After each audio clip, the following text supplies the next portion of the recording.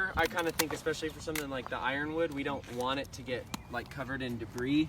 So I think this is a pretty appropriately sized hole, and we'll actually backfill around it a little bit.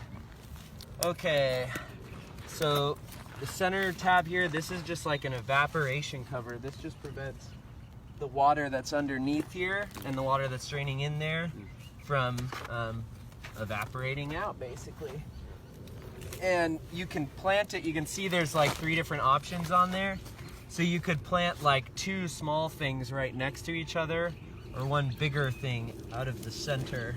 So you can kind of adjust it however you want to do it. Now as far as the box, once that cover's on, it's ready for this thing. These are really malleable, so you can spread them apart. You've got to, unfortunately, like with these bigger trees, you just kind of got to bite the bullet, and they will, you know, we'll put them down kind of hard, and the tree might take a little bit of damage, but again, we're not going to trip about that too much. You do want to make sure that the wick at the bottom isn't like sitting on top of the cardboard.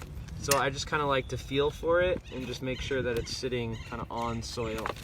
All right, we'll fill around this thing to make it a bit more secure.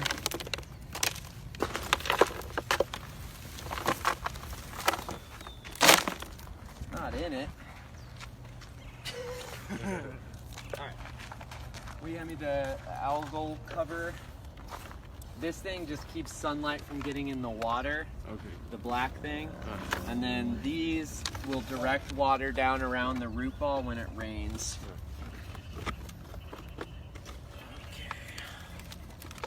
Sorry, Keith. Sorry. And then you just gotta And we want to make sure this big hole right here where the water is going to go in the water box does not have dirt around it. Yeah, and is lined up with the backflow, the overflow hole.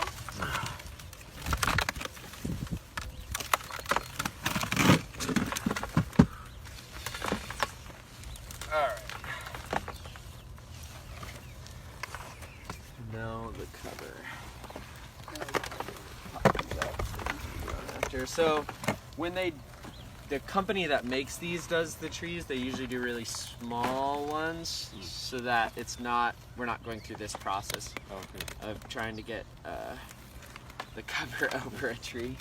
Here, let me get my gloves on and I can just literally grab that thing. Okay.